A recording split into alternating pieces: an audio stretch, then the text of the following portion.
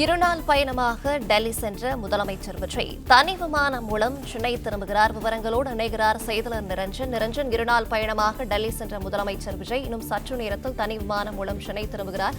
விவரங்களை சொல்லலாம். முதல்வர் விஜய் அவர்களுக்கு இன்றைய தினம் 2 பணிகள் என்பது இருந்தது. ஆனால் அவை தற்பொழுது ரத்து செய்யப்பட்டிருக்கிறது.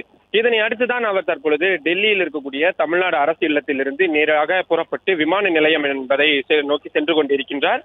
முதலாவது காங்கிரஸ் கட்சியின் நாடாளுமன்ற குழு தலைவர் சோனியா காந்தி மற்றும் மக்களவை எதிர்க்கட்சித் தலைவர் ராகுல் காந்தி ஆகியோரை காலை 10 மணிக்கு டெல்லியில் உள்ள சோனியா காந்தியின் இல்லத்தில் வைத்து 10 ஜன்பத், அதுதான் அவரது முகவரி, அங்கு வைத்து சந்திப்பதாக இருந்தது. காலையில் பிரஞ்ச் என்று சொல்லப்படக்கூடிய காலை உணவும் மதிய உணவும் சேர்த்து ஒரு விருந்து என்பதும் ஏற்பாடு செய்யப்பட்டிருப்பதாக காங்கிரஸ் வட்டாரங்கள் நமக்கு தகவல்கள் என்பது தெரிவிக்கப்பட்டிருந்தது. ஆனால் அந்த சந்திப்பு என்பது தற்பொழுது ரத்து செய்யப்பட்டிருக்கிறது. இன்னும் சொல்ல போனால் முதல்வர் விஜய் அவர்கள் இரவு தங்கியிருந்ததற்கான காரணமே காங்கிரஸ் கட்சியின் தலைவர்களை சந்திக்க வேண்டும் என்ற அந்த காரணத்திற்காகத்தான். அது மட்டும் இல்லாமல் கடந்த காலங்களில் முதல்வர்கள், எந்த மாநிலத்தின் முதல்வர்கள் வந்தாலும் சரி, கூட்டணி கட்சியை சேர்ந்த தலைவர்கள் டெல்லியில் இருந்தார்கள் என்றால் மரியாதை நிமித்தமாக சந்திப்பது வழக்கமாக இருந்தது. ஆனால் தமிழ்நாடு முதல்வர் விஜய் அவர்கள் டெல்லிக்கு முதலாக வந்தும் கூட காங்கிரஸ் கட்சி கூட்டணியில் இருந்தும் கூட இந்த சந்திப்பு என்பது நடக்கவில்லை என்பதுதான் மிக முக்கியமான அரசியல் ரீதியிலான பல்வேறு சந்தேகங்களையும் கேள்விகளையும் எழுப்பி இருக்கின்றது. இன்னொன்று, டெல்லியில் இருக்கக்கூடிய JNU பல்கலைக்கழக வளாகத்தில் தமிழ்நாடு அரசு சார்பில் நிர்மாணிக்கம் செய்யப்பட்டிருக்கக்கூடிய அந்த திருவள்ளுவர் சிலையை முதல்வர் விஜய் அவர்கள் திறந்து வைப்பார் என்று சொல்லப்பட்டிருந்தது. டெல்லி காவல்துறையினரிடம் நாம் அது சம்பந்தமான கிராஸ் செக் செய்யும் பொழுது தங்களிடம் அதற்கான தகவல் இருக்கின்றது, உறுதிப்படுத்தப்படும் பட்சத்தில் தேவையான பாதுகாப்பை நாங்கள் வழங்குவோம் என்ற ஒரு தகவலை பகிர்ந்து கொண்டிருந்தார்கள். தற்பொழுது அந்த 2வது நிகழ்ச்சி என்பதும் ரத்து செய்யப்பட்டிருக்கிறது.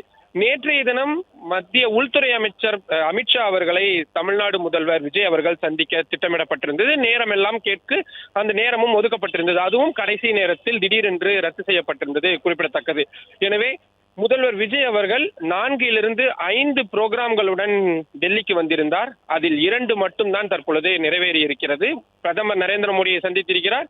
அதே போல மத்திய நிதித்துறை அமைச்சர் நிர்மலா சீதாராமன் அவர்களை சந்தித்திருக்கின்றார். காலையில் அவர் தமிழ்நாட்டை சேர்ந்த டெல்லியில் பணிபுரியக்கூடிய கேடர்களை சந்தித்து, IAS IPS அதிகாரிகளை சந்தித்து அவர்களுடன் அந்த மரியாதை நிமித்தமான சந்திப்பு என்பது நடத்தப்பட்டிருந்தது. அது ஒரு ஃபார்மலான மீட்டிங் தான். எந்த முதல்வர் டெல்லிக்கு வந்தாலும் டெல்லியில் இருக்கக்கூடிய அந்தந்த மாநிலத்தை சேர்ந்த கேடர்கள் போய் நேரில் சந்தித்து மலர் கொத்துக்களை கொடுத்து ஒரு மரியாதை தெரிவிப்பார்கள். அது போன்ற ஒரு வழக்கமான ஒரு நிகழ்வாக அது இருந்தது. மற்றபடி அரசியல் சார்ந்தோ நிர்வாகம் சார்ந்தோ எந்த விதமான மற்ற நகர்வுகள் எதுவும் இல்லாமல் தற்பொழுது முதல்வர் விஜய் காலையிலேயே புறப்பட்டிருக்கிறார். அவர் தற்பொழுது விமான நிலையம் சென்று கொண்டிருக்கிறார். முதலில் நமக்கு 12 மணிக்கு முதல்வர் செல்வார் என்பதான தகவல் என்பதுதான் சொல்லப்பட்டிருந்தது.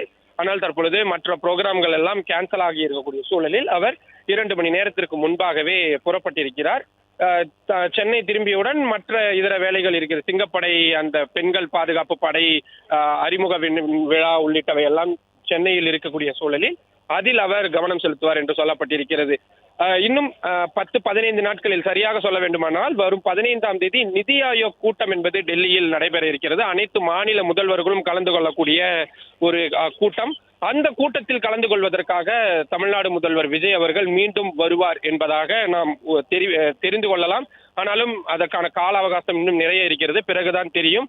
ஒருவேளை அப்படி 15ஆம் தேதி அவர் வந்தார் என்றால் அவர் இப்பொழுது விடுபட்டு போயிருக்கக்கூடிய இந்த சந்திப்புகள் எல்லாம் அப்பொழுது நடக்கும்.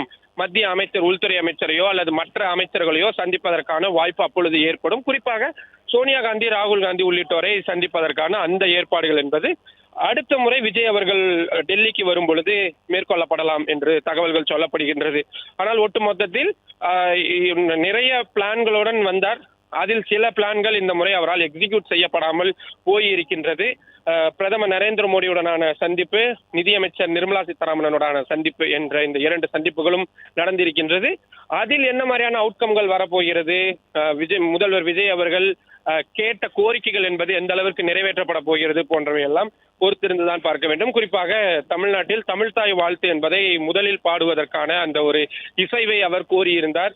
அதற்கு ஏதேனும் சம்மதம் என்பது மத்திய அரசிடமிருந்து வரப்போகிறதா போன்றவை எல்லாம் உற்று நோக்க வேண்டியதாக இருக்கிறது.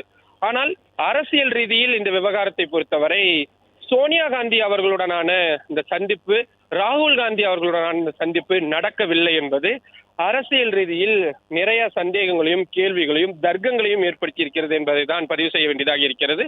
காரணம், ஒரு கூட்டணியில் இருக்கக்கூடிய முதல்வர் டெல்லி வருகிறார் என்றால் நிச்சயமாக அவர்கள் சம்பந்தப்பட்ட கட்சியின் தலைவர்களை சந்திப்பார்கள். மாநிலங்களுக்கு செல்கிறார்கள் என்றால் அந்தந்த கட்சிகளை சேர்ந்த தலைவர்களை சந்திப்பார்கள். இது மிக மிக வழக்கமான ஒன்று. ஆனால் அது நடக்காமல் போயிருப்பது ஏன் என்ற கேள்விதான் எழுந்திருக்கிறது. ராகுல் காந்தி, சோனியா காந்தி இருவருமே டெல்லியில் தான் இருக்கிறார்கள். நேற்று முழுவதுமே ராகுல் காந்தி காங்கிரஸ் கட்சியின் அலுவலகத்தில் இருந்தார். சில முக்கியமான மீட்டிங் எல்லாம் இருந்தது. மற்றபடி அரசியல் ரீதியிலான கூட்டங்கள் என்பது இல்லை. நேற்று தினம் கூட சந்தித்திருக்கலாம், ஆனால் அப்படியான சந்திப்பு இல்லை. காங்கிரஸ் கட்சியை சேர்ந்த மூத்த தலைவர்கள் யாராவது தமிழ்நாடு அரசு இல்லத்திற்கு வந்து முதல்வர் விஜயை சந்தித்திருக்கலாம். அப்படியான சந்திப்புகளும் இல்லை. ஏனென்றால் இதெல்லாம் கடந்த காலங்களில் நடந்திருக்கிறது. கூட்டணிகள் இருக்கக்கூடிய எம்பிக்கள் கூட வந்து முதல்வர்களை சந்திப்பார்கள். கடந்த காலங்களில் அப்படியெல்லாம் நாம் தொடர்ச்சியாக பார்த்திருக்கிறோம். ஆனால் அது மாதிரியான எந்த ஒரு சந்திப்பும் நடக்கவில்லை, நடைபெறவில்லை என்பதுதான் பதிவு செய்ய வேண்டியதாக இருக்கிறது. அதே போல உள்துறை அமைச்சர் அமித்ஷா அவர்களை பொறுத்தவரை நேற்றைய தினம் சந்திப்புக்கான நேரம் கேட்கப்பட்டு ஒதுக்கப்பட்டு விட்டது என்பதை தமிழ்நாடு அரசு சார்பாக அதிகாரப்பூர்வமாகவே குறுஞ்செய்தி வாயிலாக நமக்கு தெரிவித்திருந்தார்கள். ஆனால் மாலையில் அது ஏன் ரத்து செய்யப்பட்டது என்பதற்கான விடயம் தெரியவில்லை. சரியாக அதே நேரத்தில் தான் கேரள மாநில முதல்வரான சதீஷன் அவர்கள் டெல்லியில் இருந்தார். அதே நேரத்தில் அமித்ஷா அவர்கள் கேரள மாநில முதல்வரையும் சந்தித்திருந்தார். அந்த சந்திப்பு ரொம்ப ரொம்ப முக்கியமானதாக இருந்தது. இன்னும் சொல்ல போனால் உள்துறை அமைச்சரை சந்திப்பதற்கான நேரம் சற்று சிக்கலாக இருந்த போதும் கூட, வேறு ஒரு அலுவல் ஆய்வில் இருந்த போதும் கூட அமித்ஷா அவர்கள் கேரள மாநில முதல்வர் வி.டி. சதீஷனை சந்தித்திருந்தார். ஆனால் தமிழ்நாடு முதல்வர் விஜய் அவர்களை சந்திக்காமல் போயிருப்பது நிறைய கேள்விகளை எழுப்பியிருக்கிறது. அரசியல் விமர்சகர்கள் அதை தான் விமர்சனங்களாக முன்வைக்க தொடங்கி இருக்கின்றார்கள். அதே போல பிரதமர் நரேந்திர மோடியுடனான சந்திப்பு என்பதும் மிக குறுகிய ஒரு சந்திப்பாக இருந்தது. ஒரு 10 நிமிடம் சந்திப்பாகத்தான் இருந்தது. அதற்கு முன்பாக கேரள மாநில முதல்வர் வி.டி. சதீஷனை சந்தித்த பொழுது நாம் கேரள ஊடகங்களில் அதை கிராஸ் செக் செய்த பொழுது 40 நிமிடம் வரை அந்த சந்திப்பு நீடித்ததாக அவர்கள் தகவல்களை சொல்லியிருந்தார்கள். எனவே அந்த வகையில் இந்த சந்திப்புகளில் நிறைய அரசியல் ரீதியிலான கேள்விகள் என்பது எழுப்பப்பட்டிருக்கிறது என்பது மறுக்க முடியாதது. இந்த முதல் டெல்லி விசிட்டை முடித்துக் கொண்டு அவர் தற்பொழுது சென்னை திரும்பிக் கொண்டிருக்கின்றார். மீண்டும் டெல்லிக்கு வரும் பொழுது விடுபட்டு போன இந்த பணிகள், விடுபட்டு போன இந்த சந்திப்புகள் எல்லாம் எந்த அளவிற்கு சாத்தியமாக நடக்கப் போகிறது என்பதை எல்லாம் பொறுத்திருந்து பார்க்க வேண்டியதாக இருக்கிறது. அடுத்த முறை வரும் பொழுது சம்பந்தப்பட்ட அமைச்சர்களை எல்லாம் அழைத்து வருவாரா? ஏனென்றால் முதல்வர்கள் இங்கு வந்தாலும் கூட உடன் அமைச்சர்கள் வருவார்கள். முதல்வர் போய் பிரதமரை சந்திப்பார். மற்ற துறை அமைச்சர்கள் சம்பந்தப்பட்ட அமைச்சகங்களை போய் பார்த்து மனு கொடுப்பது போன்றவற்றை எல்லாம் செய்வார்கள். இதெல்லாம் பல ஆண்டுகளாக கடைபிடிக்கக்கூடிய மரபுகளாக இருக்கிறது. தேவைப்பட்டால் சம்பந்தப்பட்ட எம்பிக்கள் உடன் அழைத்து செல்வார்கள். டெல்லியுடைய அந்த அரசியல் சூழல் அவர்களுக்கு தெரியும், அதனால் அழைத்து செல்வார்கள். அந்த மாதிரியான ஒரு நிகழ்வாக இல்லாமல் முதல்வர் விஜய் அவர்கள் முழுக்க நிர்வாகம் சார்ந்த ஒரு பயணமாக மட்டுமே டெல்லி பயணத்தை அணுகி இருந்ததன் காரணமாக அவரால் இதை முழுமை செய்ய முடியவில்லையோ என்ற ஒரு கேள்வியும் இருக்கின்றது.